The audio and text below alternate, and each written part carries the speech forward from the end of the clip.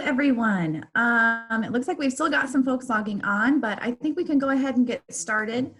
This will be recorded, so we'll also be sending it out to everyone registered after the webinar is over. First, welcome to the 5th webinar of our new free webinar series. There's no such thing as work-life balance. My name is Jessica Van Grood, and I am here with my co-facilitator and co-host, Ashta Johnson. Ashta and I each have 2 children. Mine are 5 and 13, and Ashta has 6-year-old twins.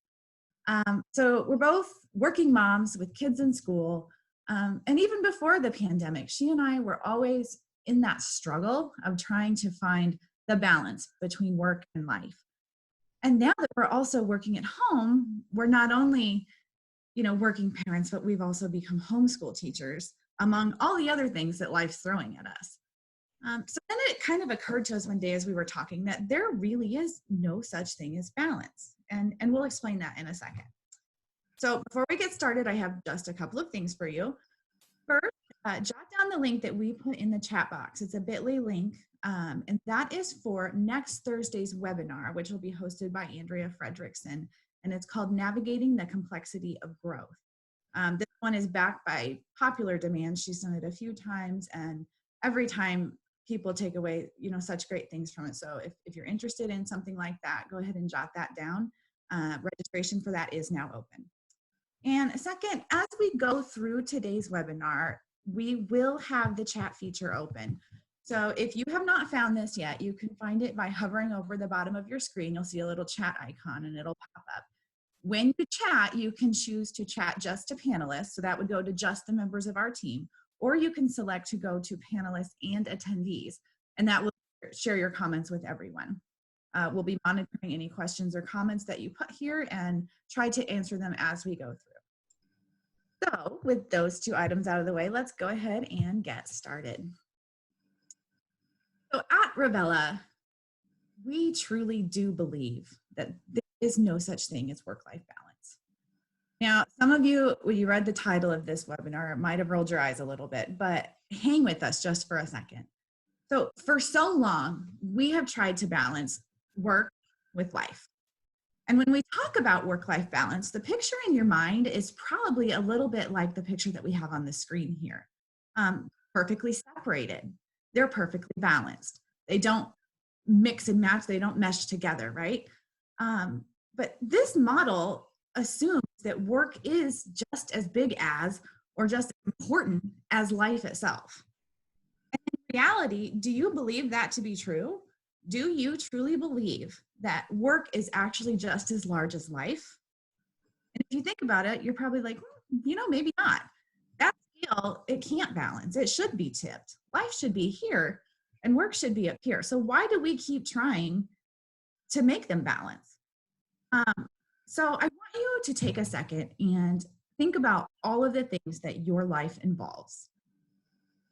Jot those down in a journal or whatever you have to write with. Feel free to do so. You can also utilize our chat if you want to share them with others. So as you do that, I'm going to jump right in and let Ashta explain what we think this model should really look like. Absolutely. So like Jess said, to be completely honest, there is no perfect work-life balance. So you may have to throw some of your expectations out the window. What we're going to talk about today is finding your harmony, and one that makes sense for you based on your family and your work situation. So your children, your hobbies, your faith, your home, your education, your parents, your friends, your vacations. Is all of that supposed to be equal to work? No way. Work is actually just a small part of the bigger picture, and there are so many important things that make up what we call life. Yes, work is how we support ourselves and our family. It's how we contribute to society. But for some, your faith is involved in all aspects of your life. And for others, maybe the majority of your decisions are centered around what's best for your family. And for each one of us, these circles surrounding our lives will be different. There might be different words, they could be different sizes, but some of you might have them all in a line. Others, they might be scattered like the picture. And regardless of how big each of your circles are or what they say, it's really not about trying to balance each one. You know, in the past, we tended to compartmentalize all of the things in our life. And I'm sure that we have all heard the leave your home life at home, you know, don't bring it to work. But this crisis has really brought to light the need for companies to stop asking their employees to compartmentalize their lives. And so we use the phrase work-life balance so often and say that we seek that balance. But what we don't say is that we need faith life balance or family life balance. So why do we keep believing that work is as big as life? Instead, it's truly about finding what works for you as an individual and finding your harmony. So with that said, Jess, would you recap for us what we really need to find harmony? And then later we'll get into some strategies to work through these stressful situations. Yeah, absolutely. So the first thing in finding your harmony is realism. It is more about what is today's reality? How does work compare to life today in the situation that we're all in? And then when this is over, how does it compare when we go back to what we're considering, you know, the new normal, or as Andrea said, the next normal? The second thing is tolerance. So this goes into what we talked about in a previous webinar, working to be like Planet Fitness. You know, they have those commercials and they say there's a no judgment zone. And it truly is about letting go of your judgments and your assumptions about others and giving people grace and giving your kids grace. And lastly, it's about trust relationships that foster effective communication, communication that is open and honest.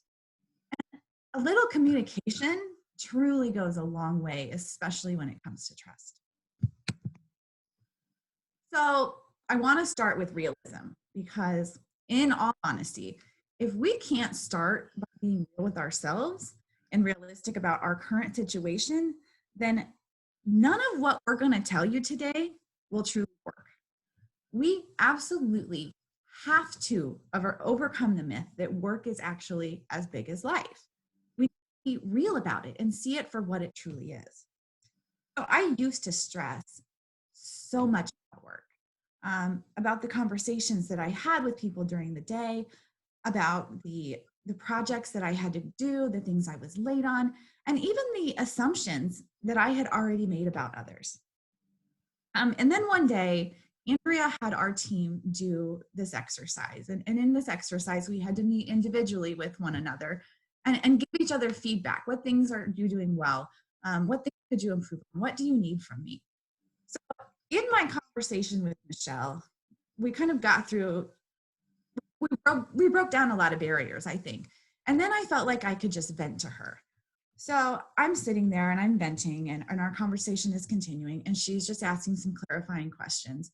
And I'm going on about, you know, how much work has stressed me out lately. And finally, she gave me a piece of advice that I truly will never forget. She said, you have to stop making everything about you. And I just was dumbfounded. I looked at her and, you know, my egotistical mindset, I'm thinking, well, it is about me. It's absolutely about me. I'm the one that's stressing here, right? So then she continued to ask me questions about my assumptions and about my thoughts. And through that, she helped me realize that I truly was making work bigger than it is or bigger than it needed to be. So when people seemed quiet, I assumed that I had done something wrong, when in reality, they were just busy. If someone had an exasperated look on their face, I assumed that they were mad at me, when in reality, they just had a headache that day. When I was behind on a project, I assumed that people would be mad or that I had to bring that project home because it absolutely had to be done by that day.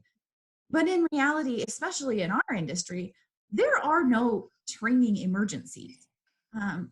So not only was I taking my work home, which interfered with my family time and my hobbies and my ability to have time to exercise and take care of myself, but I was also taking my stress home. And I was convincing myself that work was just like encompassing my entire life. It was just overtaking everything. And Michelle helped me realize that day that it really wasn't. And all I really had to do was stop internalizing every single thing that happened to me. Um, and that really made all the difference. So even when this pandemic started, I thought, okay, no big deal. I can do this. So in my head, I was expecting to be like the picture on the top left, Mrs. Doubtfire dancing around with my vacuum cleaner, playing music. I thought I was gonna be able to get all of my work done. I thought homeschooling my kids, no problem. I've got this, right? But in reality, I had to quickly realize that is not what was gonna happen. So instead, I figured out that this really is hard. It's a lot more like the picture on, the bottom there. It's just harder than I thought it was going to be. I'd find myself working at all different hours. The kids were not as easy to homeschool and to entertain as I thought. I was in fear that someone might not think that I was working as hard as I should be working, or that I was not working enough hours. So again, I had to go back to that advice that Michelle gave me, and I had to stop making it about me. Um, it was more about just realizing that this just is what it is, and I have to accept reality, because otherwise I'm not going to get very far. So the next one that we want to talk about is tolerance, and Ashta's going to dive into that for us and tell us what that really means. Absolutely. So tolerance, 2/3 of Americans are either single parent families or they're two parent homes where both parents are working full time. And it's always been an issue, but the coronavirus has forced us to really shed a light on it. And companies can no longer pretend that work life and home life can be kept completely separate. So with the majority of Americans working from home, many of us with children, it can be easy to get stressed out. You may find yourself working long hours or feeling like you aren't accomplishing enough. And when you feel like you aren't accomplishing enough, sometimes you start to make judgments about yourself and about others. And what's really there, that's where tolerance comes in. Historically, we've associated the number of hours that people work with their level of work ethic. But what if we shifted that perspective? Wouldn't we see a greater work productivity when people support one another instead of judging one another? Have you ever thought, well, Bob doesn't get on the computer until 15 minutes after me every day, or Sally logs off for a 2-hour lunch twice a week? That's not fair. Remember to take a deep breath. These times are exactly when we need to shift to that judgment-free zone. When you start to compare yourself to others, it can make their situation feel a lot less stressful than your own. And in what works for you may not work well for your coworkers. You may not even know that Bob's children have 2 different Zoom calls they have to be on. And during those 15 minutes, Bob is so frazzled. Or that Sally works better when her chat feature is not enabled. So she just looks like she's taking a longer lunch. When we worry about ourselves and our own situations, we realize that we're all in this together and we're all working towards the same goal. The typical work week in the US is considered to be 40 hours. And the choice to work more or less is commonly misunderstood, as it relates to the commitment to the job. So no matter the number of hours you are working, you can still be hardworking and fully committed. It's really about finding that harmony with your job and finding what's important to you. I'm not just talking about people with children or aging parents or other life situations. This can apply to all of life's activities and the responsibilities that are important to you.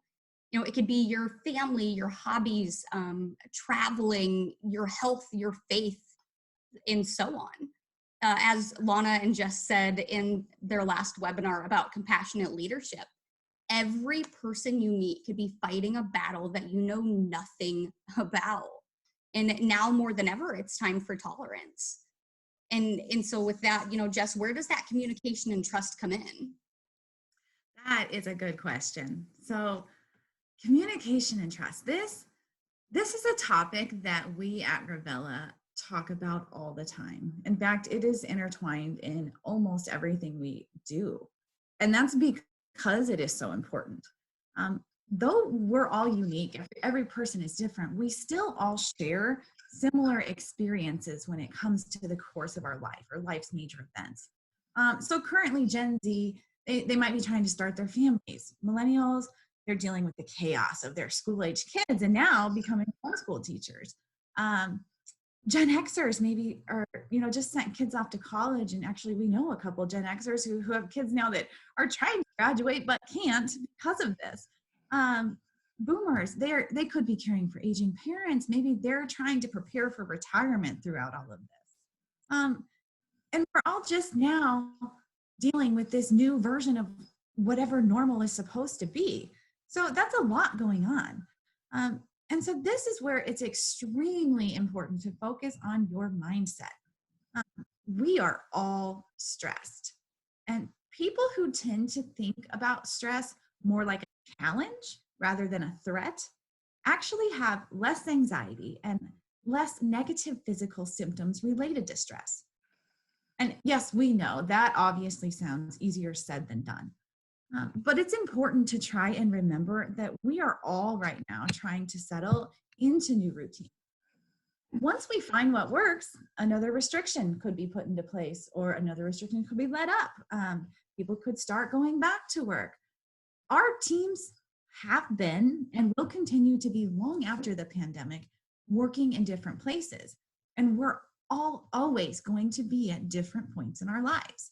So with this mindset, you have to be open to everyone's needs and realizes that their needs will change. And as your needs change, it's important for you to be transparent and communicative.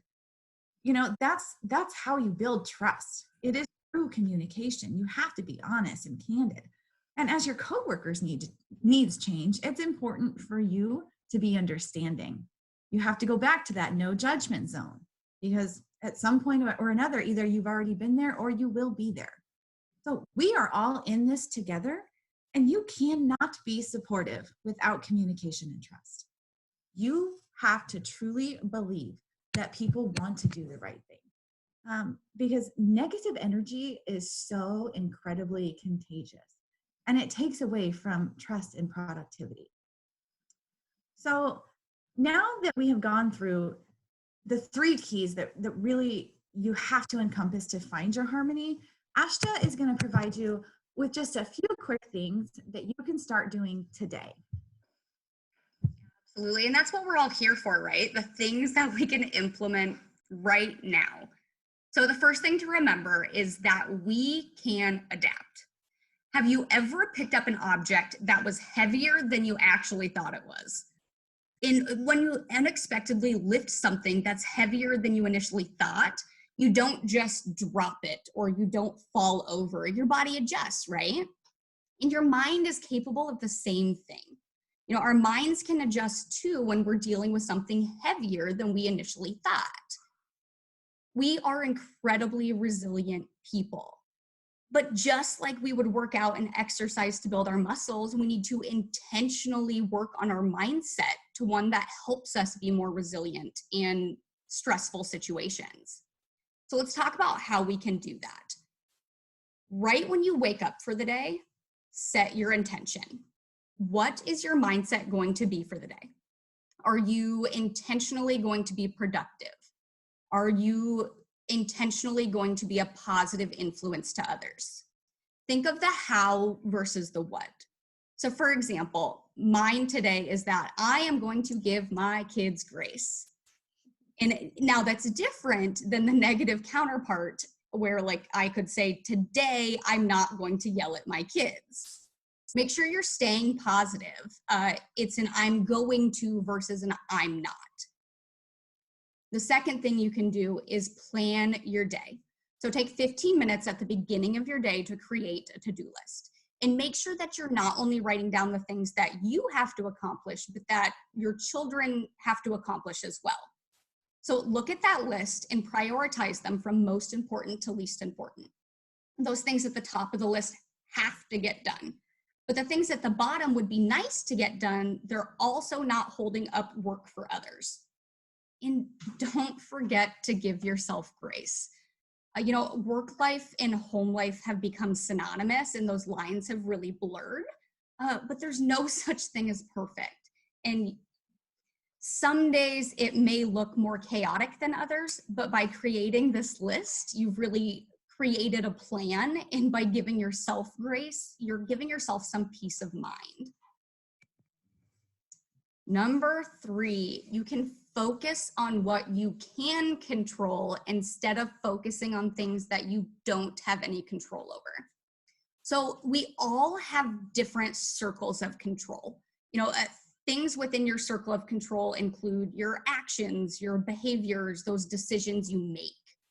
But we really can't control the decisions the government is making or the fact that the coronavirus has changed the way that we have to operate right now. You may not be able to control some of your favorite pastime activities are canceled, but you can control your choice to try something new. So for example, you can choose to finish everything on your work to-do list today. And you can choose not to let the fact that you can't go into the office control your life. Or another example, you can choose to give your kids the day off from school when you're trying to focus on something, or you can choose to stay the course. Life is about those choices, and even though we all feel like we don't have any control right now, we really do have a choice. Number 4, it is not a competition. Don't compare yourself to other people. No one is winning here. We're all weathering the same storm, but we're not in the same boat. So don't worry about Bob being late to the morning Zoom calls, like I talked about earlier. And stop assuming that you're working more hours than Sally because she's not available on chat. Everybody has days where they're struggling and aren't the best versions of themselves. Focus on you and what works for you. Find that harmony that lets you feel less stressed and present in your day to day. And each one of us will emerge in our own way from this storm. It's really important to see beyond what's seen at first glance. Focus on keeping your own boat afloat. In the end, only you can find your harmony.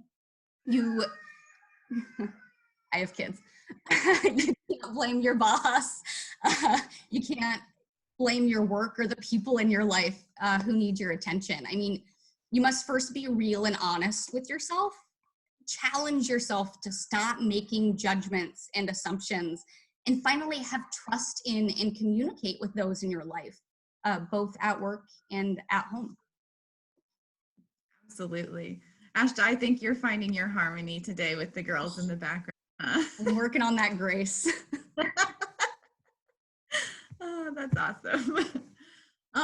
So before we go, first, thank you, Ashta, for the tips and for recapping kind of what we said today. Before we go, I want to introduce you to the next webinar in the series, as I promised I would in the beginning.